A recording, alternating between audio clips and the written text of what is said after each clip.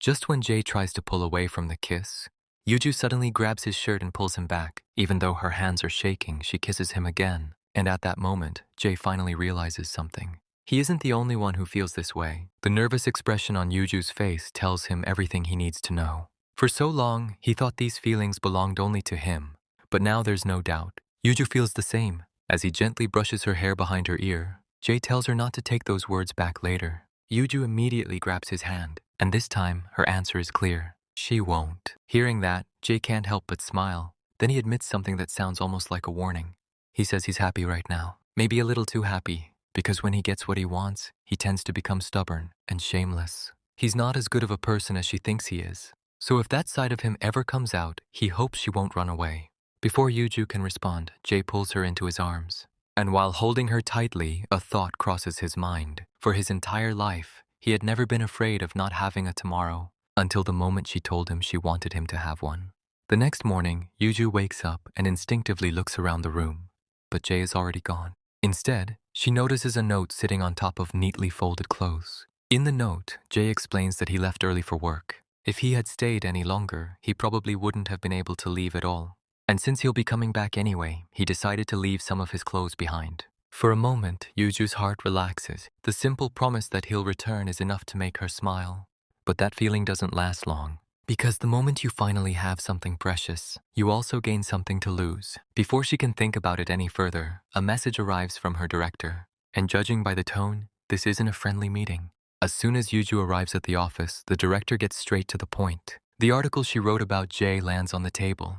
And the criticism begins immediately. According to the director, anyone could have written this. A glamorous star, a lonely celebrity. Everyone already knows that story. The problem is that nobody cares. People don't buy magazines because they pity someone. They buy them because they desire something. The director points out that people didn't rush to buy the dress. Yuju wore because of the dress itself. They bought it because they wanted what the woman standing next to Jae had. That's how desire works, and that's exactly what sells. Then she asks the question Yuju has been avoiding. What is Jae really like? Not the version everyone sees. The version only Yuju has seen. Everyone wants him. But nobody knows what he wants. If she truly understands him, then she has a story worth telling.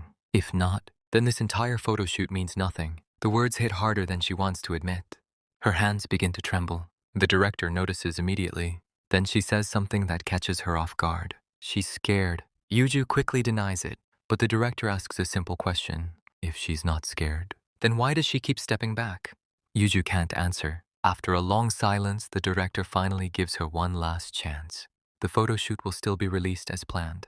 But the new project will go online first. Friday, 4 o'clock, just 4 hours to prove herself. If Yuju can show readers a side of Jae that nobody else knows, the next issue is hers. But if she fails, everything ends there. The director makes one thing absolutely clear. This isn't about exposing secrets, and it isn't about relationship rumors. She only wants the truth, the real Jae, the Jae that exists behind the fame. Then she asks one final question. Does that version of him really exist? This time, Yuju doesn't hesitate. He does. The director looks directly at her. Then show me. As Yuju leaves the office, the director quietly watches her walk away. Because once upon a time, Yuju was the editor who stood above everyone else. But after everything that happened, she returned as little more than a shadow.